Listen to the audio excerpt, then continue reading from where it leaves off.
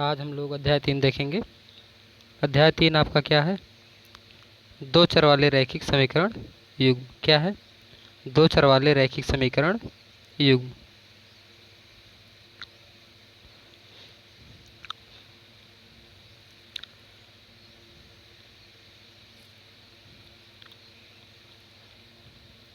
देखिए यहाँ पे क्या होगा, दो चर कहने का मतलब क्या है? दो चर आपको एक्स और वाई दिए रहेंगे, या कोई भी दो चर आप मान लीजिए।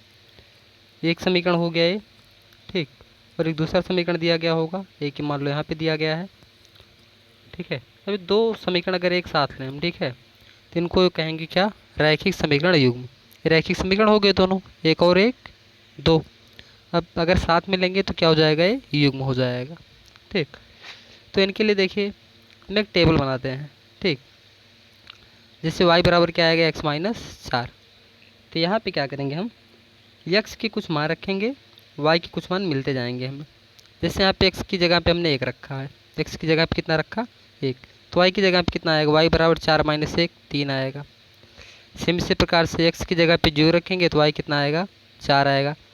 अन्य आगे भी इससे रखते चले जाएंगे हम लोग। फिर दूसरे समीकरण के लिए भी यही काम करेंगे, एक टेबल बनाएंगे। x और y के लिए टेबल हो गया आपका। x की जगह पे हमने एक रखा है तो y का मान कितना आएगा? 0 आ गया। x की जगह पे एक रखेंगे तो 1 - 1/2, ऊपर 0/2 आएगा, यानी 0 ही रह गया, ठीक। सेम इसी प्रकार से और भी चीज़ें हम रखेंगे यहाँ पे। जैसे x की जगह पे 3 रखेंगे तो y का मान 1 आएगा। अब x की जगह पे 5 रखेंगे, यहाँ पे चलो 5 रख के देख लेते। 5 - 1/2, 5 में से 1 घटाएंगे कितना आएगा? 4। 4/2 का मतलब 2 आएगा। तो y कितना आ गया?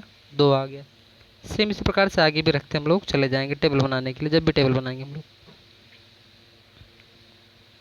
अब देखिए यदि इनमें से कोई पॉइंट कॉमन है, और ऐसे आगे भी बढ़ाते चले जाएंगे। डाट 3 डाट का मतलब है आगे भी क्रिया करते रहेंगे हम लोग, जब तक कि हमें एक पॉइंट कॉमन ना मिल जाए दोनों में। यानी जैसे मान लो कि यहाँ पे कोई पॉइंट होता, अभी कुछ भी मान लो, ऐसे दोनों सेम होते, यहाँ पे अगर दोनों सेम आ जाएंगे तो वहाँ तक हम लोग रुक जाएंगे, ठीक। लेकिन अगर इसके लिए हमें ग्राफ बनाना है या आलेख खींचना है, तो कम से कम किसी भी समीकरण के लिए, जैसे मान लो ये समीकरण है, इसके लिए कम से कम हमारे पास दो बिंदु होने चाहिए, एक और एक, दो। अगर दो बिंदु से कम रहेंगे तो हम लोग इसके लिए आलेख खींच नहीं पाएंगे। इसलिए ज़रूरी है कि हम लोग x के और y के दो दो मान निकाल लें। यानी अपनी मर्ज़ी से हम कोई मान ले सकते हैं, x का या y का, तो उसके संगत x का या y का जो मान आएगा उसको रखना है समीकरण के अनुसार। केवल एक हम अपनी मर्ज़ी से ले सकते हैं।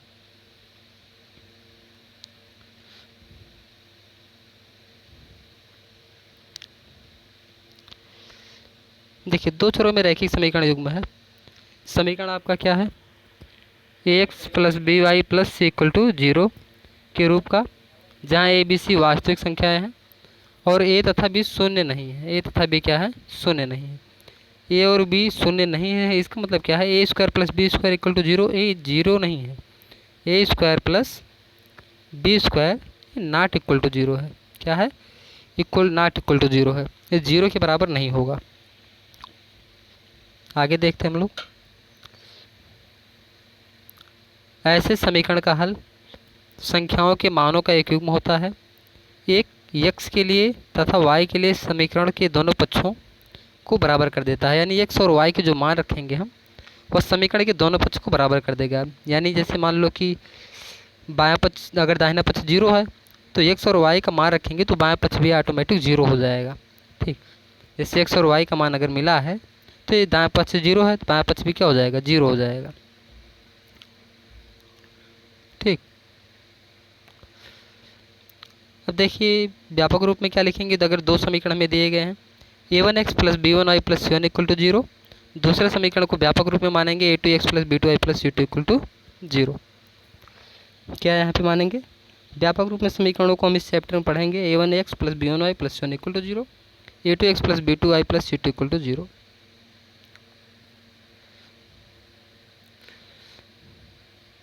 अब यहाँ पे क्या है? क्योंकि a1 b1 c1 दिया गया पहले समीकरण के लिए, पहले समीकरण में a1 b1 और c1 दिया गया है, दूसरे में a2 b2 c2 वास्तविक संख्याएं हैं। तो a1 और b1 का स्क्वायर नॉट इक्वल टू 0, और फिर a2 और b2 का स्क्वायर योगफल करेंगे नॉट इक्वल टू जीरो लिखेंगे यहाँ पे हम लोग। मान लेते हैं दो समीकरण है आपके पास, जहाँ पे A1 not equal to zero, B1 not equal to zero, A2 भी जीरो के बराबर नहीं है और B2 भी जीरो के बराबर नहीं है। अब यहाँ पे आपके पास तीन कंडीशन होते हैं, समीकरणों को सॉल्व करेंगे तो आपको तीन कंडीशंस मिलेंगे। फर्स्ट कंडीशन में क्या है, कंडीशन एक, यहाँ पे क्या है, रेखाएं एक बिंदु पर प्रक्षेद कर सकती हैं। रेखाएं एक बिंदु पर प्रक्षेद करने का मतलब जब आलेख खींचते हैं तो मान लो एक ऐसे गया, एक ऐसे गया, यानी एक बिंदु पर प्रक्षेद कर रही है। देखिए कैसे एक बिंदु पर प्रक्षेद कर रहा है, ये यहाँ पर रेड कलर से दिखा देते हैं। देखिए दोनों एक बिंदु पर काट रहे हैं यहाँ पे, ठीक, तो एक बिंदु पर प्रक्षेद कर रहे हैं। ऐसी कंडीशन में क्या होगा, रैखिक समीकरण का अद्वितीय हल होता है, रैखिक समीकरण का अद्वितीय हल होता है और A1/A2 बराबर नहीं होता है B1/B2 के। अब दोनों समीकरणों के जो गुणांक होते हैं x और y के, यहाँ पे x गुणांक A1 B1, यहाँ पे A2 और B2, तो A1/A2 बराबर नहीं है B1/B2 की। यदि ऐसा है तो समीकरण युग्म का हल क्या होता है, अद्वितीय होता है। क्या होगा, अद्वितीय होगा यदि A1/A2 बराबर नहीं है B1/B2 के और वह एक बिंदु पर प्रक्षेद करेंगी। कितने बिंदु पर प्रक्षेद करेंगी, एक बिंदु पर प्रक्षेद करेंगी। सेकंड कंडीशन में क्या आता है, रेखाएं संपाती हो सकती हैं। रेखाएं कैसी हो सकती हैं, संपाती। संपाती का मतलब क्या होता है, अब देखिए, जैसे मान लो एक रेखा हमने बनाया, ठीक, ये रेखा हो गई। अब एक दूसरी रेखा रहेगी, ठीक इसके ऊपर जाएगी, ठीक इसी के ऊपर जाएगी, ऐसे ऐसे गई, ठीक। अब देखिए पहली रेखा आपको दिख नहीं रही है, ठीक। जब एक के ऊपर दूसरी रेखा ऐसी हो जाए कि दिखे ना, तो ऐसी रेखाएं क्या होती हैं, संपाती रेखाएं होती हैं। कैसी रेखाएं होती हैं, संपाती होती है। और ऐसे में क्या होता है, समीकरणों के अपरिमित रूप से अनेक हल होते हैं, यानी अनंत। अनेक को मतलब क्या, अनंत हल होंगे। तो कंडीशन क्या है, A1/A2 बराबर B1/B2 बराबर क्या होगा, C1/C2।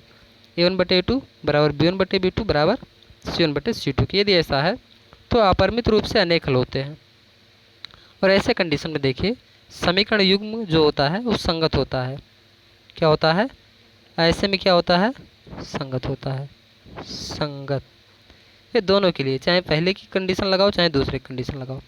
यदि अद्वितीय हल है तो भी संगत होगा और अपरिमित रूप से अनेक हल होंगे तो भी रेखाएं क्या होंगे, संगत होंगे, यानी रेखाओं का युग्म जो होगा संगत होगा। अब थर्ड कंडीशन आपके पास, कंडीशन क्या है, थर्ड, रेखाएं समांतर हो सकती हैं। रेखाएं कैसी हो सकती हैं, समांतर हो सकती है। इस कंडीशन में क्या होता है, स्थिति में समीकरणों का कोई हल नहीं होता है। कोई हल होने का नहीं मतलब का मतलब है रेखाएं क्या हो गई, समांतर, यानी रेखाएं एक दूसरे को कहीं काटेंगी नहीं। ऐसे एक सीधी इधर से जा रही तो एक कुछ दूर से होकर निकल जाएगी सीधी, ठीक, लेकिन एक दूसरे को कहीं टच नहीं करेंगे। ऐसे में क्या होता है, समीकरण युग्म क्या होता है, असंगत होता है। समीकरण युग्म क्या होगा, ये असंगत होगा। केवल एक ही कंडीशन ऐसी है जहाँ पे असंगत होता है, बाकी दो कंडीशन में क्या होता है, संगत होता है। असंगत कब होगा, जब रेखाएं समांतर होंगी। कंडीशन क्या है, A1/A2 बराबर B1/B2 के और बराबर नहीं है C1/C2 के। यह आपकी कंडीशन है जब रेखाएं असंगत हैं या समांतर हैं। अब देखिए क्वेश्चन देखते हैं, यहाँ पे हमारे पास है दो समीकरण, एक दिया गया है और एक दूसरा दिया गया है।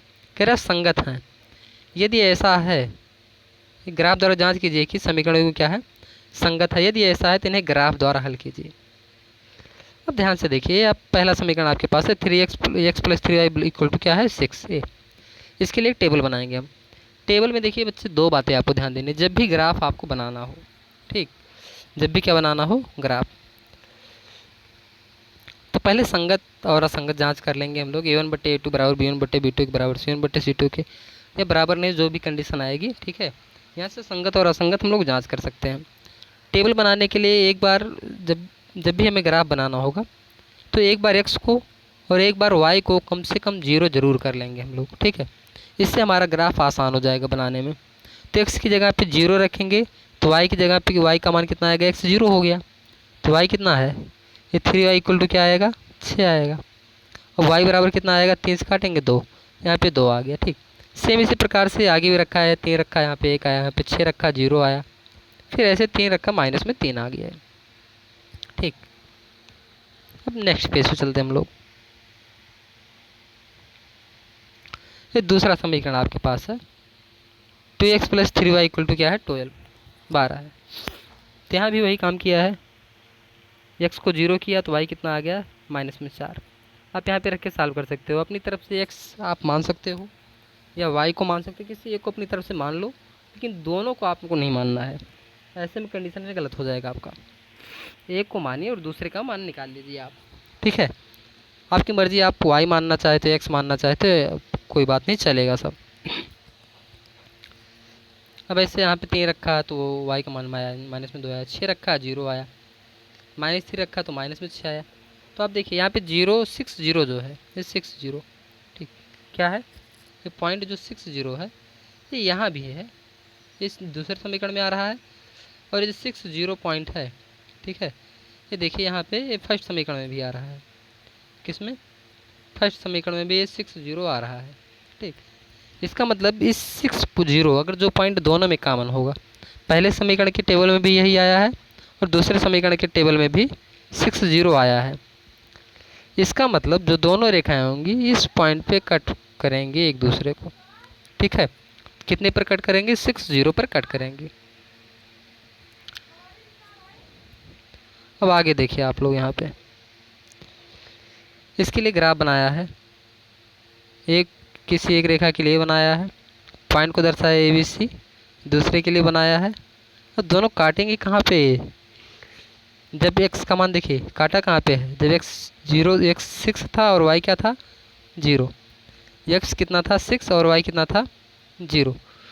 देख लीजिए एक बार यहाँ पे, x जब 6 के बराबर है, y 0 के बराबर है, तो वहाँ पे काटेगा। तो यहाँ पर देखिए वही चीज़ किया है, x को 6 के बराबर किया है और y क्या है, 0। यहाँ पे पॉइंट है और बाकी पॉइंट यहाँ पे दर्शाया है दोनों रेखाओं के लिए, ठीक है। तो ग्राफीय विधि से हल करने का मतलब जो पॉइंट दोनों में कॉमन आ जाएगा, ठीक है, वही दोनों समीकरणों का हल होगा। और ये जो आपने लाइन खींचा है, ठीक है, ये चीज़ें आपने क्लास 9th में करना सीख लिया है। उम्मीद करता हूँ कि आपको यहाँ पे बताने की ज़रूरत नहीं पड़ेगी, आप लोग ये चीज़ें स्वयं से कर लोगे, ठीक। लेकिन जब भी आपको दो बिंदुओं को दर्शाना हो, मैं दोबारा बताना चाहता हूँ यहाँ पे कि आप दोनों समीकरणों के लिए जब टेबल बनाओ, एक बार x को और एक बार y को 0 कर दो, ठीक है। x को आप 0 करेंगे तो मान लेते हैं y कुछ आ गया है, मान लो a आ गया, और y को 0 करेंगे, मान लो यहाँ पे b आ गया, ठीक है। a x हो गया और आपका a y हो गया। a में भी ऐसा हो सकता है, फिर आगे भी आप आगे बढ़ सकते हो, ठीक है। x और y के अलग अलग मान रख सकते हो, लेकिन एक बार x को 0 और एक बार y को 0 करके आप संगत x, संगत y और संगत x के मान निकाल लीजिए। तो आपके लिए ग्राफ बनाना ज़्यादा बेटर होगा, ठीक। अब देखिए यहाँ पे भी वही बात किया है, कह रहा है अद्वितीय हल है, अपरिमित रूप से अनेक हल है, या कोई हल नहीं है, ठीक है। तो ऐसे में दो समीकरण आपके पास है, तो यहाँ पे a1 a2 a1 b1 और c1, पहले समीकरण से रख दिया a1 b1 और c1, दूसरे समीकरण से a2 b2 और c2 कर दिया, a2 b2 और c2। अब देखिए संगत है या असंगत है, या फिर आपको जांच करना हो युग्म का कोई हल है या हल नहीं है, या अद्वितीय हल है, जो भी है अपरिमित रूप से अनेक हल हैं, इसके लिए आपको हमेशा a1/a2 b1/b2 और c1/c2 निकालने की ज़रूरत पड़ेगी। तो आप निकाल लीजिए। पहले आपने निकाला a1/a2 आया कितना, 3/5/3, b1/b2 निकाला है, आपका आ गया 5/3, c1/c2 निकाला है, भी आ गया 5/3। क्या देखिए a1/a2 बराबर b1/b2 बराबर c1/c2 है। हाँ, तो यहाँ से देखने से तो यही लग रहा है। अगर है तो ऐसी कंडीशन क्या होती है, फर्स्ट कोई हल नहीं है, अद्वितीय हल है, या अपरिमित रूप से अनेक हल है। तो आप जानते हो कि जब a1/a2 बराबर b1/b2 और बराबर c1/c2 हो तो अपरिमित रूप से अनेक हल होते हैं। तो थर्ड वाली बात आपकी सही हो गई, ठीक। अब देखिए लास्ट क्वेश्चन क्या है, थर्ड क्वेश्चन क्या है। रोमिला एक स्टेशनरी की दुकान में गई है, 9 रुपये में 2 पेंसिल और 3 रबड़ खरीदी है। 9 रुपये लेके गई थी, 2 पेंसिल खरीदी और 3 रबड़ खरीद लिए। उसकी सहेली सोनाली ने रोमिला के पास नई तरह की पेंसिल और रबड़ देखी और उसने भी 18 रुपये में, ये 18 रुपये दुकान पे लेके गई, 4 पेंसिल और 6 रबड़ खरीद के ला रही है। कितने पेंसिल? 4 पेंसिल और 6 रबड़ खरीदी है। इस स्थिति को बीजगणितीय तथा ग्राफीय रूप में व्यक्त कीजिए। बीजगणितीय रूप में लिखने का मतलब क्या है? आप इस समीकरण के रूप में आप लिख दीजिए। ग्राफीय रूप का मतलब है कि आपको ग्राफ बनाना होगा, प्लाट करना होगा एक ग्राफ। चलो देखते हैं। ठीक, अब एक पेंसिल का मूल्य आप x मान लीजिए और एक रबड़ का मूल्य क्या मान लीजिए? आप y मान लीजिए। और देखिए कि पहले ने कितनी पेंसिल और कितने रबड़ खरीदी है। तो 2 पेंसिल और 3 रबड़ खरीदा आपने। ठीक, तो बराबर कितने रुपए इसने दिया था? 9 रुपये खर्च किया था। ऐसे 4 पेंसिल और 6 रबड़ और 18 रुपये इसने खर्च कर दिया था। ठीक, 2 पेंसिल 3 रबड़ यानी 1 रबड़ x, तो 2 का 2x हो गया। ऐसे 1 मिनट, हाँ, 1 पेंसिल का 2x हो गया। 1 पेंसिल का x था तो 2 पेंसिल का 2x हो गया। 1 रबड़ का y तो 3 रबड़ का 3y हो गया। और टोटल कितना रुपया दिया था? इसने 9 रुपया दिया था और इसने 18 दिया था।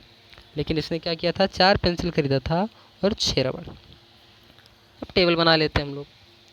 टेबल बनाया, इसने y को 0 नहीं किया। मे भी आप चाहो तो कर सकते हो, क्योंकि ग्राफ के रूप में बनाना है तो आपके लिए बेटर होगा कि आप एक बार y को 0 कर लीजिए और फिर चेक कर लीजिए दोबारा से। यहाँ पे y को 0 करेंगे तो x कितना आएगा? 9/2। कितना आया? 9/2। यहाँ पे भिन्न में आ रहा है, खैर छोड़ो, उससे कोई लेना देना है नहीं। 9/2 हम लोग अनुमान लगा सकते हैं कि ये 4.5 होता है। सेम इसी प्रकार से दूसरे के लिए टेबल बना लिया है इसने। अब टेबल उम्मीद है आप लोग बनाना सीख चुके हो। अगर नहीं सीख पाए हो तो एक दोबारा से इन बातों को आप सुनिए, पीछे जो बताई गई है आपको कैसे टेबल बनाया गया है। अब देखिए, अब रेखाओं को भी, आप बिंदुओं को भी दर्शाना जानते हो। पहले अगर यहाँ पे 4.5 है और यहाँ पे 0 है तो 4.5 कितना होता है? इतना। और 0 यानी इसी पॉइंट पर रहेगा, ये हो गया 1 पॉइंट। फिर 15, 1.5 और 2 दर्शाया है। 3 और 9 दर्शाया है। 3, 9 यहाँ पे इसने शायद यहाँ पे नीचे शो किया है। ठीक है, 3, 9 यहाँ पे है, नीचे दिख नहीं रहा है आपको। और फिर जो फर्स्ट वाले ग्राफ में था 0, 3 यानी x 0 था और y कितना था? 3। ये पॉइंट यहाँ पे है। ठीक, और भी आगे पॉइंट इस पे दर्शाए गए हैं। तो आप देख रहे हो कि दोनों रेखाओं, दोनों समीकरणों के लिए एक ही रेखा मिल रही है। ठीक है, तो ऐसे हम देखते हैं अगर वस्तु की कीमत नहीं बदल रही है, ठीक है, कि अगर 2 वस्तुएं हैं, दोनों कीमत वही है, तो अलग अलग हम उनकी मात्रा खरीदेंगे तो हमें एक रेखा ये मिलेगी दोनों के लिए। ठीक है, और ऐसी रेखा क्या होगी? संपाती होगी। ठीक है, अब आगे देखते हैं हम लोग। उपरोक्त ग्राफ यह प्रदर्शित कर रहा है कि दिए गए दोनों समीकरणों से प्राप्त बिंदु एक ही रेखा पर स्थित हैं और दोनों समीकरण द्वारा प्राप्त रेखाएं क्या हैं? संपाती है। यहाँ पे संपाती हैं, हमेशा संपाती ही रहेंगी। ठीक है, चाहे कोई भी 2 समीकरण आप ले लीजिए, लेकिन बातें यहाँ पे ध्यान देना है कि दोनों की कीमतों में चेंज कोई ना हो रहा हो। यानी जो 2 वस्तुएं रहेंगी, कोई अलग अलग कितनी मात्रा क्यों ना खरीद ले, लेकिन अगर दोनों वस्तुओं की कीमतें नहीं चेंज हो रही हैं, दोनों की कीमतें सेम हैं हमेशा कंडीशन में, तो वह संपाती रेखाएं आपको यहाँ पे मिल जाएंगी। नेक्स्ट क्वेश्चन देखते हैं हम लोग। क्या है क्वेश्चन नंबर 4। चंपा एक सेल में कुछ पैंट और स्कर्ट खरीदने गई है।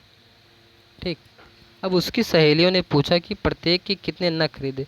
यहाँ पे नग शब्द लिखा गया है। नग का मतलब है जैसे पैंट आपने लिया, ठीक, तो अगर एक पैंट लिया तो हम कहेंगे 1 नग हो गया। कितना नग? 1 नग हो गया। 2 पैंट लिया, 2 नग हो गया। अब 2 पैंट और 1 स्कर्ट ले लिया, 2 पैंट और 1 स्कर्ट ले लिया, तो कितना नग हो गया? 2 और 1 मिला के 3 नग हो गया। ठीक, उम्मीद है नग आपको समझ में आया होगा। देखिए, तो उत्तर कैसे दे रही है? साफ साफ तो नहीं बता रही है, ऐसे जैसे पहेलियाँ बुझाता कोई, ऐसे ही बता रही है। स्कर्ट की संख्या खरीदी गई पैंटों की संख्या के 2 गुनी से 2 कम है। और दोबारा क्या कह रही है? स्कर्ट की संख्या खरीदी गई पेंटों की संख्या की 4 गुनी से 4 कम है। सहेलियों को यह जानने की आवश्यकता है, जानने के लिए सहायता कीजिए कि चंपा ने कितने पैंट और शर्ट खरीदे। ठीक है, देखिए उसने दो तरीके से बातें कही है। एक क्या कहा है, स्कर्ट की संख्या खरीदी गई पेंटों की संख्या की 2 गुनी से 2 कम है। तो यहाँ पर देखिए इसने इस तरीके से लिख दिया, स्कर्ट की संख्या को y मान लिया है और पैंट की संख्या को x मान लिया है। अब सेम दूसरी बात क्या कह रहा है, स्कर्ट की संख्या खरीदी गई पेंटों की संख्या की 4 गुनी से 4 कम है। तो y बराबर क्या हो गया, 4x माइनस 4। अब दोनों के लिए हम लोग टेबल बनाएंगे। फर्स्ट तो यहाँ पे टेबल बनाया गया है, y बराबर क्या है 2x माइनस 2, y बराबर 2x माइनस 2 के लिए टेबल बनाया गया है। जब यहाँ पे x है और यहाँ पे y बराबर 2x माइनस 2 है, तो x की जगह पे 0 रखेंगे, x की जगह पे 0 रखा तो y का मान कितना आया -2। x की जगह पे 1 रखेंगे तो y कितना आएगा 0 आएगा। x की जगह पे 2 रखेंगे y कितना आएगा 2 आएगा। सेम इस प्रकार से दूसरे के लिए देखते हैं हम लोग।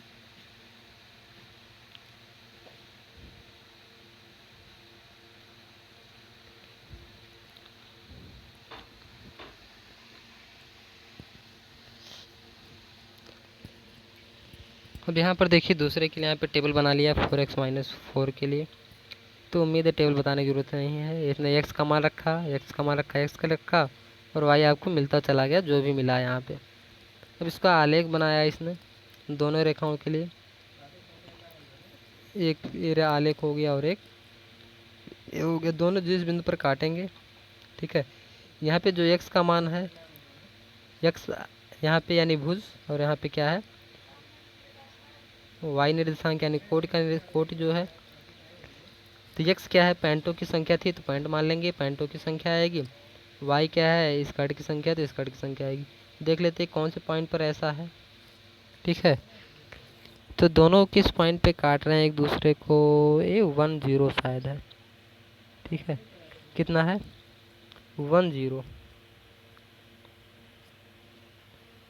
ठीक, इसका मतलब इसने क्या है, केवल पैंट ही खरीदा है, स्कर्ट नहीं खरीदा है। ठीक, स्कर्ट चूँकि 0 आ रहा है। इतनी बात समझ में आ रही है। अब देखिए, चूँकि दिए गए आलेख में खींची गई रेखाएं एक दूसरे को 1 0 प्रछेद करती है, इस प्रछेदन बिंदु को इन दोनों समीकरणों को अभिष्ट हल होगा। यानी अतः x बराबर 1 और y बराबर 0। x जो भी माना था पैंट माना था तो x पैंट हो गया, y स्कर्ट हो गया। ठीक है, यानी पैंट ही खरीदा स्कर्ट नहीं खरीदा, केवल बेवकूफ़ बनाया कि हमने ये चीज़ें खरीदी हैं।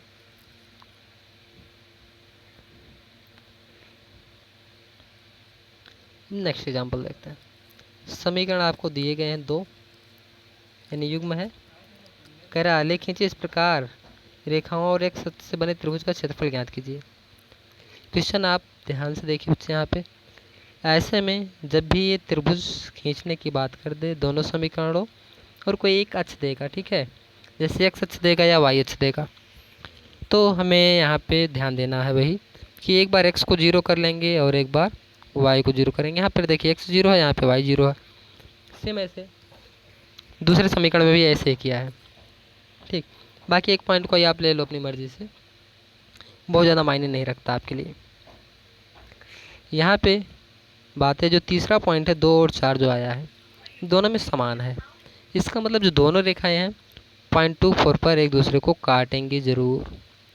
ये 2 4 पर ये दोनों काटेंगे। अगर सेम पॉइंट आ रहा है, एक दोनों में एक पॉइंट सेम आ रहा है, अगर कई पॉइंट सेम आ रहे हैं, ठीक है, तो रेखाएं तो संपाती हो जाएंगी, काटेंगी नहीं। यानी ये पूरा का पूरा एक दूसरे पर आरोपित हो जाएंगे, अध्यारोपित हो जाएंगी। लेकिन अगर एक ही पॉइंट दोनों में चेंज बराबर आ रहा है तो इसका मतलब सिर्फ एक बिंदु पर काटेंगे। देखिए इसका आगे ग्राफ बनाया गया होगा, ग्राफ कहाँ पे, यहाँ पे। ठीक, कौन सा पॉइंट बराबर आ रहा था, 2 4 आ रहा था। अब देखिए एक लाइन ए हो गई और एक लाइन आपकी ए। देखिए यहाँ पे ए और बी दिया गया है, यहाँ पे सी और डी दिया गया है एक समीकरण के लिए। ये चारों पॉइंट आपको दर्शाए गए हैं, यानी ये सब जो भी दिए गए थे, ये हमें 2 पॉइंट से मतलब होता है बहुत ज़्यादा। ठीक है, अब देखिए आपसे कह रहा है कि त्रिभुज जो बना है और एक अक्ष है, देखिए त्रिभुज आपको ये दिख रहा होगा जो भाग छायांकित है यहाँ पे, एक त्रिभुज के जैसा, ठीक है। ये त्रिभुज है, तो इस त्रिभुज का क्षेत्रफल हमें ज्ञात करना है। क्योंकि यहाँ पे एक अक्ष तो यही है, ये एक अक्ष और दो रेखाएं ये है, एक रेखा और एक दूसरी रेखा, ठीक। इसके द्वारा जो त्रिभुज बना है इसका हमें क्षेत्रफल निकालना है, ठीक। अब देखिए यहाँ पे क्षेत्रफल निकालने के लिए हमें कोई भी त्रिभुज हो, किसी भी प्रकार के त्रिभुज है, अगर हमें आधार और संगत ऊंचाई मालूम हो तो 1/2 आधार गुणे संगत ऊंचाई करके हम लोग त्रिभुज का क्षेत्रफल पता कर लेते हैं। तो यहाँ पर देखिए, अब जैसे मान लो एक 2 4 पॉइंट दिया गया है, 2 4 आपने क्लास 9 में पढ़ा है, ये मूल बिंदु है। जहाँ पे एक्स अक्ष और वाई अक्ष काटते हैं एक दूसरे को, क्या होता है, मूल बिंदु होता है। तो यहाँ से मूल बिंदु से, ये कलर चेंज कर लेते हैं, ये मूल बिंदु हो गया आपका।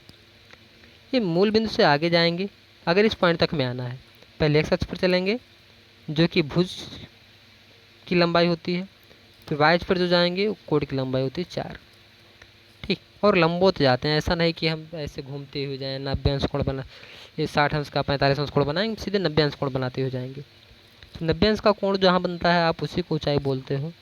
ऊंचाई हो गई 4, बात समझ में आ रही, ऊंचाई कितनी हो गई 4, ये आपने ऊंचाई प्राप्त किया है 4। अब आधार देखिए, त्रिभुज यहाँ पे है, ये आधार, ठीक, ये आधार है। आधार कहाँ से कहाँ तक है, यहाँ पर देखिए 1, और यहाँ से ये मूल बिंदु है आपका, यहाँ से इतना कितना है 2 इकाई, कितना है -2, लंबाई तो माइनस में होगी नहीं तो प्लस में मानेंगे हम लोग।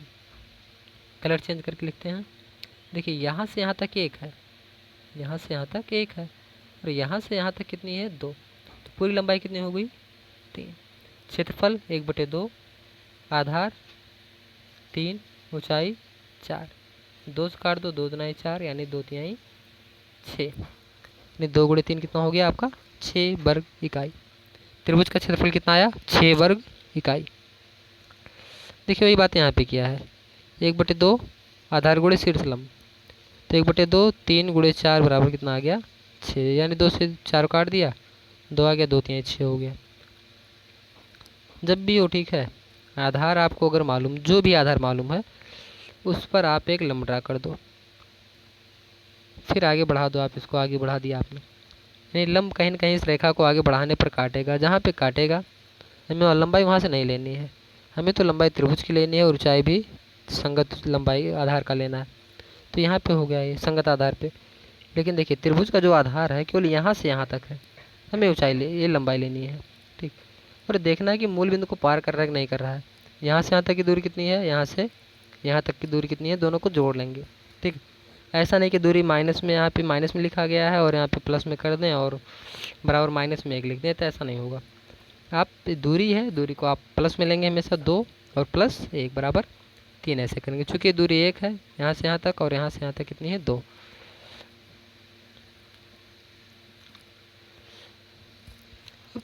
एग्जाम्पल नंबर 6 देखते हैं। लेमडा के किस मान के लिए युगपत समीकरण, ये देखिए 2 समीकरण दिया गया है, इसी को समीकरण युग्म कह लीजिए या युगपत समीकरण कह लीजिए। कह रहा है कोई हल नहीं होगा, कोई हल नहीं होगा के लिए कंडीशन होती है A1/A2 बराबर B1/B2 और बराबर नहीं है C1/C2 की, यानी रेखाएं कैसी होंगी, समांतर होंगी। तो हम लिखेंगे क्या, A1 B1 C1, तो यहाँ पे लिखा गया A1 B1 C1, समीकरण x लिखा है, ठीक। ये गुणांक को क्यों लिखता है, x का गुणांक 1 है, y का गुणांक 2 है, कांस्टेंट 70 है। सेम इसी प्रकार से B1 नहीं A2 B2 और C2 लिखा है। A2 B2 C2 कितना आया है, A2 2 है, B2 लेमडा है, C2 कितना है 35, A2 2 B2 लेमडा, C2 कितना है, ये 70 हो गया। अब A1/A2 B1/B2 और C1/C2 हम लोग अलग अलग पता कर लेते हैं, ये कंडीशन जो होती है उसी को अप्लाई कर लेते हैं सीधे सीधे, या जो भी है। देखिए अप्लाई करेंगे तो A1/A2 कितना आएगा, 1/2 आया, इधर क्या आया 2/λ, इधर 70/35। अब देखिए ये तो 1/2 आ गया। अगर हम कह रहे हैं कि रेखाएं समांतर हैं या इनका कोई भी हल नहीं है तो इसका मतलब 2/λ के बराबर होना चाहिए। अब चूँकि 70/35 का मतलब क्या होता है, 70/35 लिखा गया, इसका मतलब 2 होता है, क्या 2 1/2 के बराबर है? ये तो हमें नहीं पता है लेमडा कितना है, लेकिन 2 तो 1/2 के बराबर है नहीं, तो हमें इतने को लेके सॉल्व करना है यहाँ पे। तो लेमडा बराबर कितना आ गया? 4। अब लेमडा बराबर 4 जिस विकल्प में होगा आप उससे सॉल्व कर लो, ठीक। तो कंडीशन यहाँ पे याद होने चाहिए, कोई हल नहीं है, या अद्वितीय हल है, या फिर तीसरा कंडीशन था कि रेखाएं समपाती होंगी, ठीक। तीनों कंडीशंस आपको याद होने चाहिए। देखिए यहाँ पे अनेक हल होंगे, अनेक हल होने का मतलब क्या? रेखाएं समपाती, रेखाएं समपाती होने का मतलब a1/a2 बराबर b1/b2, a1/a2 बराबर b1/b2 बराबर क्या है? c1/c2। ये समपाती होने के लिए कंडीशन है। तो कह रहा है k का मान ज्ञात कीजिए। अब देखिए कभी कभी ऐसा होगा कि k का हमें 2 या 3 मान अलग अलग अगर निकालेंगे मिलेगा, लेकिन जो मान सब में कॉमन होगा, ठीक है, 2-3 तरीके से निकाल सकते हैं, लेकिन जो मान सब में कॉमन होगा k का, या जो यहाँ पे कांस्टेंट दिया रहेगा, ठीक है, उसी मान को हम लोग लेंगे। देखिए a1 b1 c1 आपने लिख लिया यहाँ पे, a2 b2 c2 जो भी था समीकरणों से आपने लिख लिया यहाँ से। अब a1/a2 बराबर b1/b2 बराबर c1/c2 ये कंडीशन होती है कि रेखाएं अपरिमित रूप से रेखाओं का अनेक हल है। तो a1 क्या है, b1 क्या है, a2 क्या है, b1 क्या है, b2 c1 c2 रखेंगे हम लोग, ठीक है। तो सबको रखा तो k/12 3/k आया, माइनस में 3 माइनस में k आया। अब सॉल्व कर लो इन दोनों को लेकर, कितने को? इन दोनों को लेकर सॉल्व किया आपने, तो यहाँ से k स्क्वायर बराबर कितना आ गया? 12×36, k स्क्वायर बराबर कितना आ गया? 36। तो k बराबर क्या आएगा? +-6। लेकिन यहाँ पे k बराबर 6 रखा है, सीधे सीधे आंसर। ऐसा क्यों किया है आप दूसरी बात समझो, ठीक।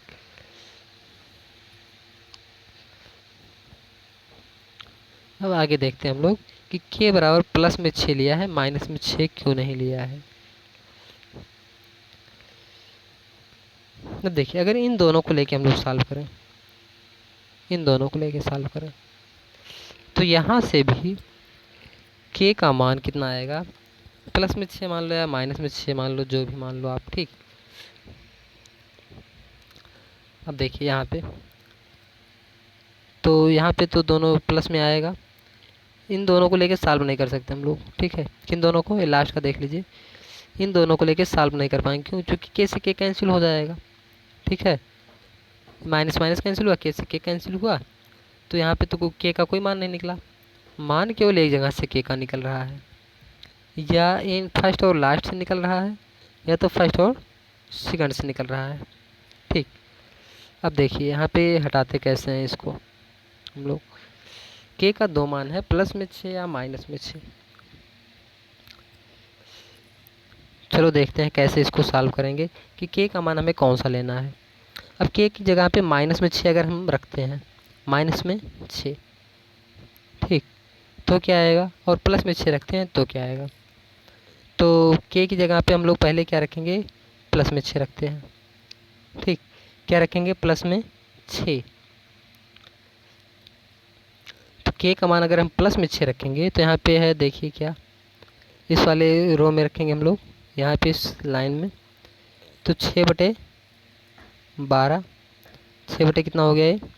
1 मिनट, 6/12, यहाँ पे रखेंगे 3 बटे कितना आएगा? 6 आया। यहाँ पे माइनस से माइनस कैंसिल हो जाएगा, और 3/6, ठीक। इसको भी काट देंगे, 2 से 2 तिहाई 6, और 3 चौक 2 छक 12। अब देखिए 3/6, 3/6, 3/6, ये तो हो गया, प्लस 6 रखने पर बराबर हो गया। क्या देखिए -6 रखने पर बराबर होता है? अगर -6 रखने पर भी बराबर होता है तो k का हम दोनों मान ले सकते हैं क्वेश्चन के अनुसार। क्वेश्चन में देखिए हो सकता है कहा हो कि धनात्मक संख्या हो, या कोई भी यदि संख्या हो तो। अब देखिए जांच करते हैं आगे। ये माइनस अगर रख ले हम लोग, तो माइनस में रखेंगे तो माइनस में 6/12, यहाँ पे क्या आएगा? 3/-6, यहाँ पे क्या आएगा? 3/k, माइनस से माइनस यहाँ पे कैंसिल हो चुका है, तो माइनस में 6। अब देखिए माइनस ऊपर लगा हुआ है नीचे लगा, उससे कोई प्रभाव नहीं पड़ता है, सभी चीज़ें बराबर हैं। यानी हम प्लस में या माइनस में 6 ले सकते हैं, यानी +6 या -6 आंसर आपका कुछ भी हो सकता है या दोनों हो सकता है, अगर जैसा कि क्वेश्चन में दिया गया होगा। तो क्वेश्चन देख लेते हैं, क्वेश्चन में क्या कह रहा है, धनात्मक संख्या है, ऋणात्मक संख्या है, विकल्प दिया गया है। तो देखिए, तो हम लोग +6 -6 दोनों ले सकते थे, लेकिन विकल्प में 3 दिया गया है, ये नहीं सही है, -3 नहीं, 12 नहीं, 6 प्लस में दिया गया है, तो आंसर आपका कितना आएगा 6। अगर माइनस में भी 6 होता तो -6 को हम लोग सही करते हैं, अगर विकल्प ना दिया होता तो हम दोनों को सही करते हैं, यहाँ पे +6 और -6 को। ठीक, अब नेक्स्ट क्या है यहाँ पे, ठीक, कह रहा है समीकरण युग्म के किस मान के लिए अपरिमित रूप से अनेक हल हैं। तो यहाँ भी वही चीज़ें हैं, सॉल्व किया है, a1/a2 b1/b2 और c1/c2 लिख लिया है, a1/a2 b1/b2 और b1/b2 और c1/c2 सबको रखा है। अब अगर अपरिमित रूप से अनेक हल हैं तो ये चीज़ें कंडीशन फॉलो करनी चाहिए, कंडीशन। ठीक, अब फॉलो करा दीजिए, आप देखिए क्या आएगा। तो देखिए a1/a2 और b1/b2 को सॉल्व किया है। ठीक, तो k बराबर कितना आएगा, +-6। तो देखिए यहाँ से k स्क्वायर बराबर क्या आएगा, 36 आया, गुणा करेंगे 3 से, k बराबर क्या आएगा, +-6। अब 2 को और लेके सॉल्व कर लो, कि नहीं 2 को b1/b2 और c1/c2 को लेके सॉल्व कर लो। ठीक, या फिर a1/a2 और फिर c1/c2 को लेके सॉल्व कर लो। तो 3 क्या है, b1/b2 है, तो b1/b2 और c1/c2 को लेके सॉल्व किया इन दोनों को। तो b1/b2 क्या है, 3/k है, c1/c2 k - 3/k। तो यहाँ से k का मान कितना आ रहा है, यहाँ से k का मान आएगा कितना, 6। k का मान कितना आया, देखिए k से k कैंसिल हो गया और k बराबर कितना आएगा, 3 और 3 मिला के 6 आएगा। k का मान कितना आया, 6। या k का मान एक 0 भी आप ले सकते हो, जैसा कि द्विघात समीकरण बना के सॉल्व किया इसने। ठीक, तो k बराबर 0 या 6 आ रहा है। अब चाहे तो फर्स्ट और थर्ड को भी लेके हम लोग सॉल्व करेंगे, तो वहाँ भी k का मान 6 एक ज़रूर आता है, एक कुछ और हो सकता था मे भी, लेकिन यहाँ पर देखिए k का मान +-6 या 6 आया है, तो जो सब में कॉमन हो, यहाँ पे भी 6 है और इसमें भी 6 है, तो आंसर आपका कितना हो जाएगा, 6। यानी k की जगह पे अगर 6 रखेंगे तो अपरिमित रूप से अनेक हल होंगे। अब अद्वितीय हल होने के लिए इस टाइप का भी एक सवाल देख लो। अद्वितीय हल है निम्न समीकरणों का p के किस मान के लिए, हमेशा वही करेंगे, a1 b1 a1 a2 b1 b2 और c1 c2 लिखेंगे, हमेशा हम लोग ऐसा करेंगे। अब अगर अपरिमित रूप अद्वितीय हल है तो a1/a2 बराबर नहीं होगा b1/b2 के। अब सॉल्व करेंगे, 4 है, 2 है, फिर p है, 2 है, यहाँ पे जो कुछ आएगा p = नहीं 4। तो बराबर नहीं है, तो बराबर नहीं 4 के, इसका मतलब क्या है, 4 को छोड़ के कोई भी वास्तविक संख्या हो जाए, 4 को छोड़कर कोई भी वास्तविक संख्या हो जाए, चाहे वो संख्या परिमेय हो चाहे अपरिमेय हो, यानी कुछ भी हो, हमें इससे लेना देना नहीं है, लेकिन 4 ना हो, 4 के अलावा कोई भी संख्या अगर दी जाएगी तो आप उसे आंसर कर सकते हो। लेकिन ऐसे सवालों में आपको ये लिखना होता है 4 के अतिरिक्त। ठीक, जब ये हल हो जाए किस मान के लिए, तो 4 के अतिरिक्त यहाँ पे है, तो यहाँ पे जैसे आपके लिए कोई क्वेश्चन बदल गया तो आंसर वहाँ पे जो आएगा, जैसे यहाँ पे 4 आ गया वहाँ पे कुछ और आएगा, तो लिखेंगे उस संख्या के अतिरिक्त। यहाँ पे जो भी मान लो 5 आ गया तो 5 के अतिरिक्त आप लिखेंगे प्रत्येक मान के लिए। ठीक है, यानी p का कुछ भी मान ले लो उसके अलावा, तो इसका क्या होगा, अद्वितीय हल होगा। अब देखिए बच्चे यहाँ पे प्रश्नावली आपकी है, कह रहा आफ्ताब अपनी पुत्री से कहता है कि 7 वर्ष पूर्व मैं तुमसे 7 गुनी आयु का था। ठीक है, 7 वर्ष पूर्व, अब से 3 वर्ष बाद मैं तुमसे केवल 3 गुनी आयु का रह जाऊंगा। इस स्थिति को बीजगणितीय योमग्राफी रूप में व्यक्त कीजिए। ठीक, अब देखिए सबसे पहली कंडीशन क्या है, यहाँ पे फर्स्ट ये कंडीशन आपकी है, ये ऊपर क्या है, आफ्ताब अपने पुत्री से कहता है 7 वर्ष पूर्व। अगर हम आफ्ताब की आयु को x मान लें, उसकी पुत्री की आयु को वर्तमान में y मान लें। ठीक, आफ्ताब की आयु को क्या मान लेते हैं, x माना, आफ्ताब की वर्तमान आयु x है और उसके पुत्र की वर्तमान आयु क्या है, y है। अब क्या कह रहा है, आफ्ताब अपने पुत्र से कहता है कि 7 वर्ष पूर्व मैं तुमसे 7 गुनी आयु का था। अच्छा देखिए, अभी 7 गुना कौन है, 7 गुना कौन है उससे, आफ्ताब है। तो 7 का गुणा हम लोग वाई की तरफ करेंगे। किसकी तरफ करेंगे, 7 का गुणा वाई की तरफ। 7 गुनी आयु का था, कितने वर्ष पूर्व, 7 वर्ष पूर्व। अच्छा 7 वर्ष पूर्व कैसे होगा, x माइनस 7 करेंगे, ये y माइनस 7 करेंगे तो 7 वर्ष होगा पूर्व। ये तो वर्तमान आयु हमने x और y को माना है, x और y क्या माना है, वर्तमान आयु माना है। एक बार दोबारा समझिए, देखिए मान लो वर्तमान में आयु क्या है, आफ्ताब की x है, वर्तमान में आफ्ताब की आयु x और उसके पुत्र की आयु क्या है, y। तो 7 वर्ष पूर्व का मतलब 7 वर्ष पहले। आयु कब बराबर होगी, जब करा कितनी गुनी आयु का था, 7 गुनी था, तो 7 कर लो। अब सिंप्लीफाई कर लो इधर, x माइनस 7 बराबर क्या है, 7y माइनस में 49। 7y माइनस कितना हो गया, 49। x माइनस 7y और माइनस में इधर माइनस है तो इधर आएगा पाई तरफ प्लस, जुड़ेगा 49 में 7 घटाएंगे तो आएगा कितना, 42 इक्वल टू क्या, 0। समीकरण 1 इसको मान लो आप, कितना मान लिया, x minus 7y plus 42 equal to 0। एक समीकरण हो गया।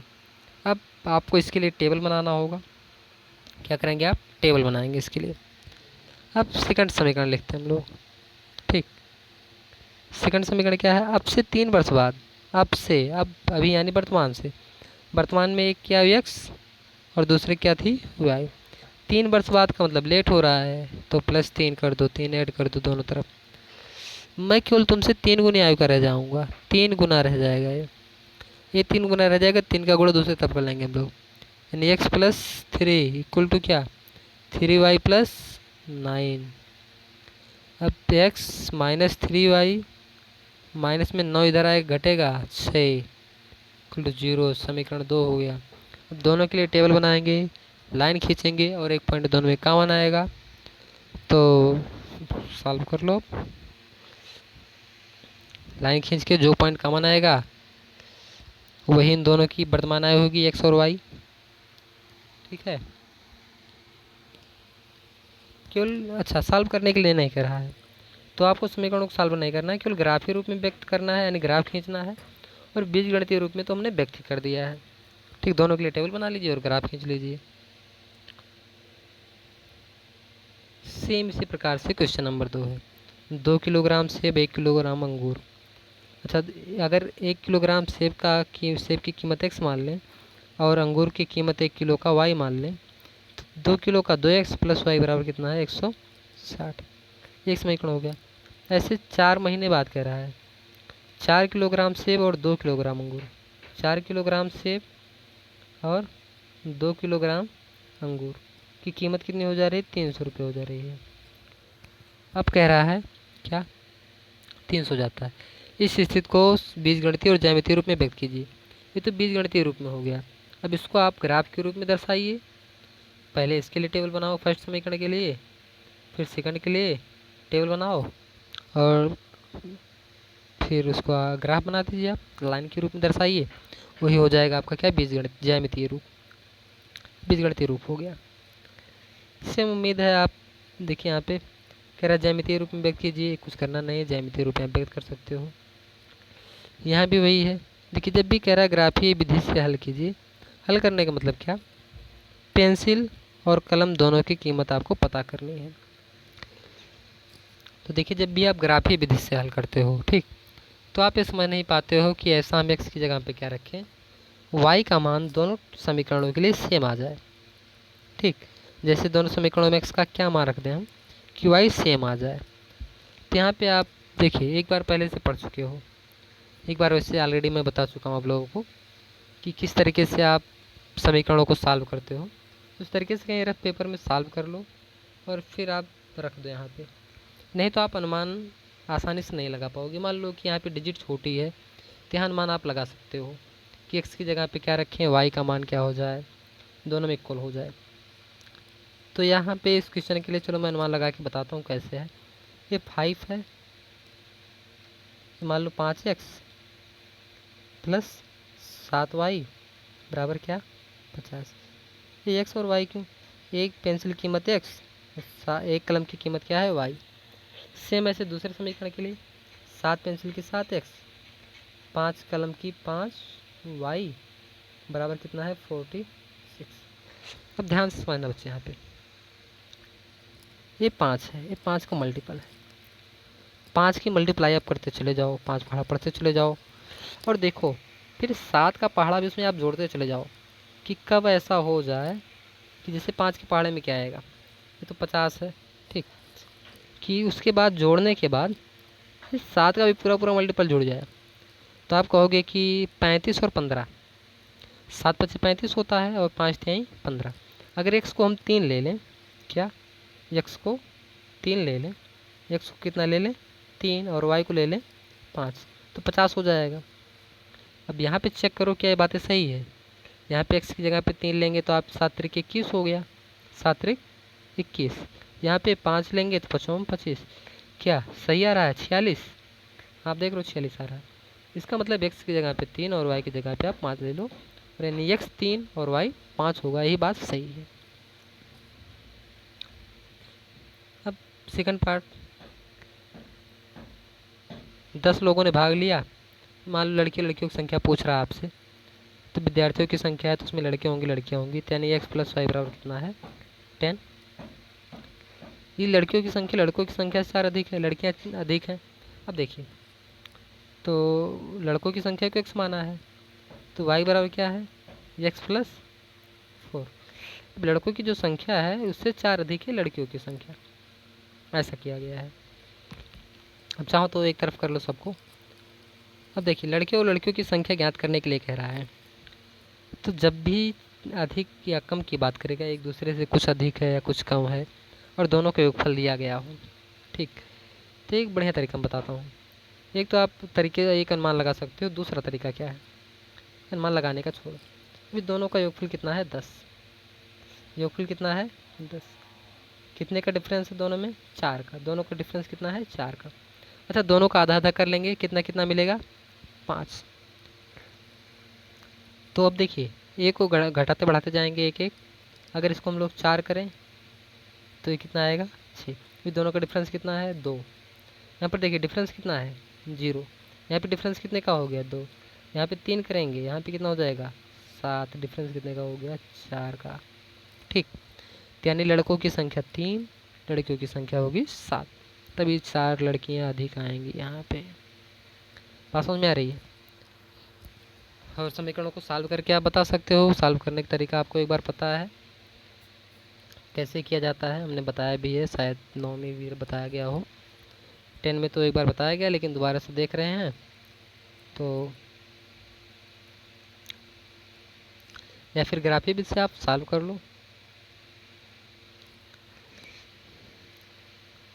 अब यहाँ पर देखिए, ये क्वेश्चन नंबर 5 6 7, 5 ये 6 क्वेश्चन है और ये क्या है 7। तीनों के लिए आपको याद होना चाहिए कि रेखाएं संगत कब होती हैं असंगत कब होती हैं, या संपाती, समांतर और प्रच्छेदी, यानी एक बिंदु पर काटने वाली। तो तीनों कंडीशन आपको याद होने चाहिए। यदि याद है तो देखिए, युग्म संगत यहाँ पे पूछ रहा है, एक मिनट शुरू से देख लेते हैं हम लोग, 5 से ही कह रहा है कि रेखाएं प्रच्छेद करती हैं, समांतर है, संपाती है। तो A1/A2, B1/B2 और C1/C2 निकालेंगे और तीनों कंडीशंस देखेंगे कौन सा कंडीशन फॉलो हो रहा है। यदि A1/A2 निकाल लिया हमने, B1/B2 निकाल लिया हमने और C1/C2 भी निकाल लिया है। यदि तीनों बराबर आ रही हैं, तीनों बराबर आ रही हैं, तो हम क्या कहेंगे, रेखाएं क्या होंगी प्रच्छेदी होंगी। यदि पहला दोनों बराबर आ रहा है और ये बराबर ना हो, और ये बराबर, एक मिनट, और ये बराबर ना हो, तो समांतर हो जाता है, समांतर हो जाता है। और अगर ए बराबर ना हो, ठीक, इसके बारे में कोई जानकारी ना हो, लेकिन केवल ये दोनों बराबर ना हो, तो रेखाएं क्या हो जाती हैं प्रतिच्छेदी हो जाती हैं। कैसी रेखाएं हो जाती हैं प्रतिच्छेदी। उम्मीद है आप इन्हें करने का प्रयास करोगे। चलो मान लो कि एक हम करके भी आप लोगों को दिखा देते हैं। तो यहाँ पे लिखते हैं क्या, A1, A1 कितना है 5, A2 कितना है 7, A1 A1/A2 कितना आएगा A1/A2 कितना आ गया, देखेंगे यहाँ पर, देखिए ये 5/7।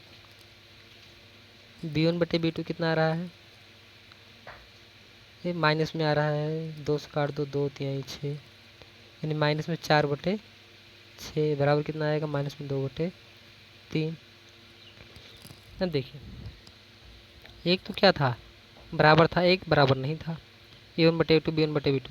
अब देखिए हम कहेंगे क्या, अब A1/A2 कितना आ गया, 5/7। B1/B2 कितना आ रहा है, 3/2। तो हम कहेंगे A1/A2 बराबर नहीं है B1/B2 की। वे कंडीशन किसकी थी, तो आप कहोगे बराबर नहीं था तो प्रच्छेद करती रेखाएं, तो प्रच्छेद करने वाली रेखाएं थी। ठीक,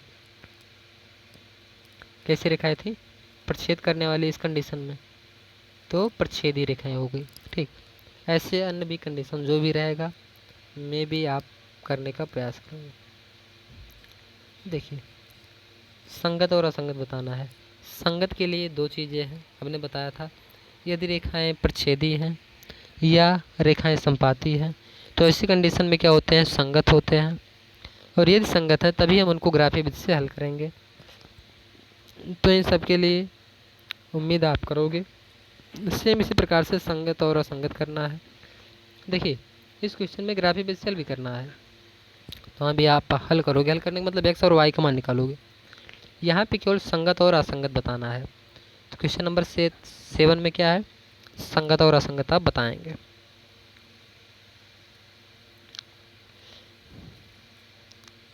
देखिए आगे क्वेश्चन नंबर 8 कह रहा है कि लंबाई चौड़ाई, यहाँ पे लंबाई चौड़ाई 4 अधिक है, अर्ध परिमाप क्या है, 36। अच्छा परिमाप क्या होता है, आयत का परिमाप। अगर एक लंबाई x मान ले, कि चौड़ाई y मान ले, तो 2x + y ही होता है परिमाप। ये कितना होता है, ये पता नहीं क्या दिया, ये पूरा नहीं दिया गया है, इसका अर्ध परिमाप दिया गया है, ये 36 के बराबर है। देखिए यहाँ पे लिखा गया अर्ध परिमाप, क्या है, अर्ध परिमाप 36 बराबर है। तो 2 से 2 कैंसिल हो गया, यानी x + y किसके बराबर है, 36। और कह रहा है एक दूसरे से 4 अधिक है, तो 4 अधिक है कहने का मतलब x बराबर y + 4, लंबाई क्या है, चौड़ाई 4 अधिक है। अब देखिए दोनों समीकरणों के लिए आप टेबल बनाइए, ग्राफ खींचिए, और एक पॉइंट आपको ऐसा लेना है, आप देखिए x को एक बार 0 करोगे, एक बार y को 0 करोगे, तो दोनों के लिए आप ग्राफ बना लोगे। ठीक, लाइन खींच लेंगे आप, लेकिन अब ऐसा कौन सा पॉइंट लें ताकि दोनों में एग्जैक्ट आ जाए। ठीक, ये कहीं पे कोई तरीका नहीं होता इसका, ये आपके स्वयं के सोचने की चीज़ है। आप कैसे सोच पाते हो कि कौन सा पॉइंट ले x की जगह पे, और y का जो मान पहले समीकरण के लिए है वही मान x बराबर x और y का सेम मान दूसरे समीकरण में भी आ जाए। ठीक है, तो आप ये अलग तरीके से सोच सकते हो। जैसे यहाँ पर देखिए ये तो हो गया, अभी मैंने बताया था दोनों का योगफल कितना है, 36, और डिफरेंस क्या है, 4 का।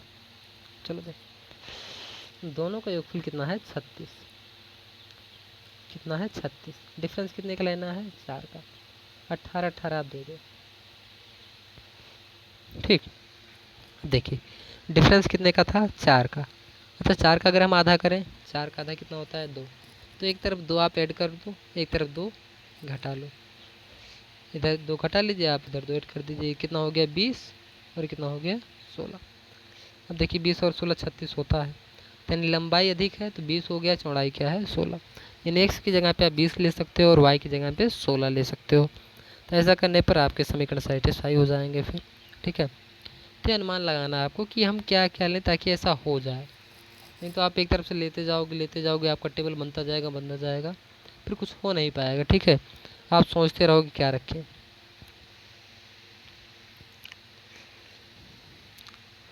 अब देखिए क्या कह रहा है, एक रैखिक समीकरण लिखिए में दी गई है, दो चरों में एक ऐसी रैखिक समीकरण लिखिए ताकि प्राप्त गुण प्रच्छेदी रेखा हो जाए, समांतर रेखा हो जाए, संपाती रेखा हो जाए। चलो सबको आज अच्छे समझते हैं तीनों को।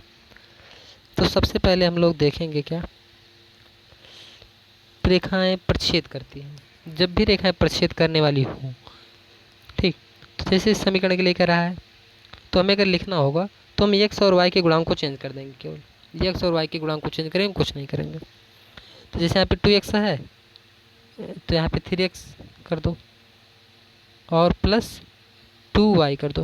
देखिए दोनों का गुणांक, x का y के पास चला आया, y का x के पास चला आया, माइनस में 8 कर दो इक्वल टू 0, या माइनस में कुछ भी कर दो आप यहाँ पे, जो आपकी मर्जी, कुछ भी, उससे कोई लेना देना नहीं है। बस केवल दोनों का चेंज कर देना है जबकि रेखाएं प्रच्छेद करने वाली हों तो। कितनी बात समझ में आ रही है? नेक्स्ट, अब समांतर रेखाएं, जब भी समांतर कहे, क्या कहे, समांतर, तो हमें इन दो चीज़ों को चेंज नहीं करना है, इन दोनों को बिल्कुल चेंज नहीं करना है, बाकी थर्ड को चेंज कर देना है। केवल कुछ भी वहाँ पे चेंज कर दो, उसके अलावा कुछ भी लिख दो आप। जैसे माइनस में 8 है, माइनस 8 की जगह पे आप कुछ भी लिख दो, बाकी चीज़ें सेम रहेंगी। 2x plus 3y minus 8 minus में 10 कर दो इक्वल टू 0 कर दो। होप ये रेखाएं समांतर हैं। अब चाहो तो चेक करके देख लो। बात समझ में आ रही है? इतनी बात को आप रट लो एकदम बढ़िया से। अब तीसरी बात है, और इसको समझेंगे हम लोग क्लास में बढ़िया से कि ऐसा क्यों हो रहा है। तो थर्ड, रेखाएं क्या हो, संपाती। जब भी बात संपाती की आए, किसी भी संख्या से आप गुणा कर दो पूरे समीकरण में, किसी भी संख्या से। 1 से गुणा करोगे तो वही मिलेगा हमें, 1 के अलावा। जैसे 2 का गुणा कर दो, 2 दूनाई 4x, 2 तिहाई 6y, माइनस में 2 अट्ठे 16 बराबर 0। जब भी संपाती की बात आए तो किसी एक संख्या से आप गुणा कर दो, एक को छोड़ के, क्योंकि 1 से गुणा करेंगे तो वही समीकरण मिलेगा। बस 0 का ना गुणा करना, नहीं तो समझो कि भाई 0 का ही गुणा कर दें हम। अब देखिए आपके पास समीकरण एक, दूसरा समीकरण है, कह रहे x अक्ष और इन रेखाओं से बने त्रिभुज के निर्देशांक ज्ञात कीजिए और त्रिभुजाकार पटल को छायांकित कीजिए। ठीक,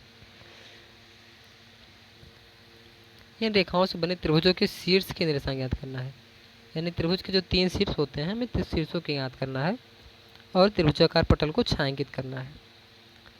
तो थोड़ा सा काम तो ये बड़ा हो गया यहाँ पे, और हमें लगता है इस पेज पे आएगा नहीं, मोबाइल से चूँकि बना रहे हैं वीडियो, तो फिर भी ट्राई करते हैं। देखिए हम लोग सीधे सीधे यहाँ पे एक निर्देशांक अक्ष बना लेते हैं, थोड़ा सा ऊपर जाने दे इसको। ठीक, ये हो गया। ये निर्देशांक प्लेन बना लेते हैं हम लोग, एक बना लो, मान लो ऐसे। ठीक, इसका कलर चेंज कर लेते हैं थोड़ी देर के लिए। अब देखिए x minus y plus 1 equal to 0 है, तो अगर आप x की जगह पे 0 कर दें तो y का मान कितना आएगा इस समीकरण के लिए? x को अगर 0 कर दें y कितना आएगा? 1। x की जगह पे 0 कर देंगे तो y कितना आएगा? 1 आएगा। तो x 0 y 1, ये पॉइंट हो गया। मान लो 0 और 1 हो गया। अब ऐसे x की जगह पे y को 0 कर देकर हम, तो x कितना आएगा? माइनस में 1 आएगा। यहाँ से आप चेक करके देख सकते हो इस समीकरण से, y को 0 किया, x माइनस 1 आया, तो x माइनस में 1 यहाँ पे होता है -1 और 0। अब इसको हम लोग खींच लेते हैं, सीधी लाइन यहाँ पे कर लेते हैं, तो एक लाइन बना लेते हैं इसके लिए।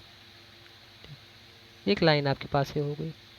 ठीक, ये -1 0 पे काट रहा है, कहाँ पे है? -1 0 पे काट रहा है, और ये 0 1 पे प्रच्छेद कर रहा है। अब देखिए अब दूसरे के लिए सेम इसी प्रकार से हम लोग करेंगे। x की जगह पे अगर हम 0 कर दें तो y कितना आएगा? x को 0 किया, 0 हो गया, 2 छक 12, दाहिनी तरफ जाएगा प्लस में आएगा। x 0 किया, y कितना आया? 6, y कितना आएगा? 6 आएगा। x को 0 किया, y कितना आ गया? 6।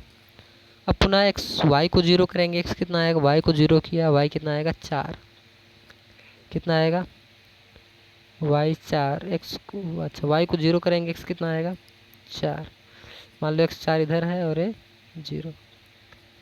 इस पॉइंट को मिला देते हैं हम लोग, इन दोनों पॉइंट्स को मिला दिया। अब देखिए और कौन से अक्ष की बात कर रहा है? ये x अक्ष की बात कर रहा है। कैसे अक्ष की बात कर रहा है? x अक्ष। अब देखिए यहाँ पे अक्ष, हम इसको ब्लैक से कर देते हैं एक बार। देखिए ये ब्लैक ब्लैक जो दिख रहा है, ठीक,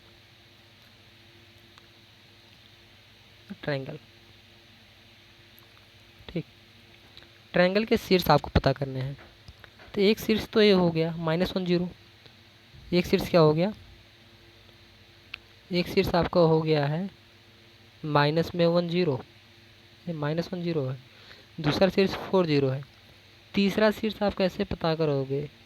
तीसरा शीर्ष तो यहाँ पे होगा दोनों का कटान बिंदु, दोनों का कटान बिंदु दोनों समीकरणों को सॉल्व करके आप पता कर सकते हो कि x की जगह पे क्या लें, y का मान सेम आ जाए। ठीक, दोनों में x की जगह पे क्या रखें, y सेम आ जाए। तो सो इससे आप लोग करेंगे स्वयं से।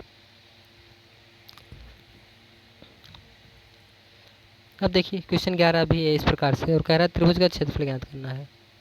क्या करना है? त्रिभुज का क्षेत्रफल ज्ञात करना है। और यहाँ पे वहाँ पे x अच्छा था, यहाँ पे क्या है, y अच्छा है। चलो ट्राई करते हैं। देखिए टेबल आप लोग बनाएंगे, हम केवल x को 0 करके y को 0 करके 2 मान लेंगे प्रत्येक समीकरण के लिए और प्रत्येक पॉइंट को दर्शाएंगे। यहाँ पे y को 0 करेंगे, x कितना आएगा, 2 आएगा। y को 0 करेंगे, x कितना आएगा, 2, x 2 y 0, पॉइंट हो गया। फिर अब 1 मिनट, हाँ y को 0 किया तो x कितना आया, 2। अब x को 0 करेंगे, y कितना आएगा, 4। तो यहाँ पे मान लो 4 और ये 0 हो गया। अब इन 2 लाइंस को मिला देते हैं हम लोग। ये लाइंस को मिला दिया दोनों को, ये ठीक, ये मिला दिया हमने 2 पॉइंट्स को। अब मिलाया इसको, थोड़ा सा आगे भी बढ़ा सकते हैं हम लोग इसको। अब दूसरे समीकरण के लिए देखते हैं। ठीक, 2x - y = 4 है। क्या है? 2x - y = 4। y की जगह पे 0 करेंगे, x का मान कितना आएगा, 2। y की जगह पे 0, x का मान कितना आया, 2। तो ये तो वही पॉइंट हो गया, 2 0। अब अगर x को 0 करेंगे, y कितना आएगा, -4 आएगा। -4 नहीं, 0 -4 होगा, ये वाला पॉइंट। ठीक, अब इन दोनों को मिला देते हैं हम लोग। ये इसको मिला दिया, क्या किया, मिलाया इसको। अब देखिए थर्ड पॉइंट में क्या कह रहा है कि जो अच्छा आपका है y अच्छा है। ठीक है, ग्रीन पेन से लिख रहे हैं आपकी बार, ये क्या है, y अच्छा है।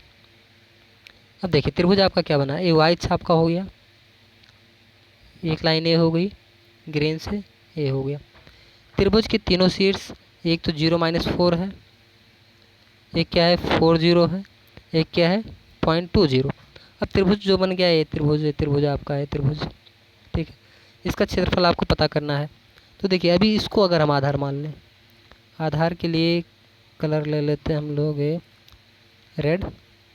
ठीक, अभी आधार इसको मान लें तो आधार पे लंब क्या होगा, आधार तो h है, तो इस पर जो लंब होगा x अक्ष होगा। ये तो प्रत्येक लंबाई हमें मालूम है। देखिए इधर नीचे कितना है, 4, ऊपर की तरफ कितना है, 4, सब मिला के कितना हो गया आधार, क्षेत्रफल 1/2, आधार 8। और ऊंचाई क्या हो, ऊंचाई ये कितना दूर यहाँ तक आए हैं, 2 हो गया, 2 से 2 कैंसिल हो गया, 8 आपका आंसर आ गया, 8 वर्ग इकाई। ठीक, अभी 2 क्वेश्चन है 12 और 13, ये आपके लिए है। यहाँ पे और यहाँ पे k का मान निकालना है 12 में, 13 में a का और b का मान निकालना है। तो अपरिमित रूप से अनेक हल है, यहाँ पे युग्म का कोई हल नहीं है, कंडीशन आपको बताया गया है, इस पर आधारित कई कुछ एग्जाम्पल बताए गए हैं। मे भी आप ट्राई करोगे, प्रयास करो, यदि ना आए तो फिर देखेंगे हम लोग बाद में, उसको आप पहुँच सकते हो। तो आज के लिए केवल इतना ही है, आप लोग अपना काम करेंगे अच्छे से।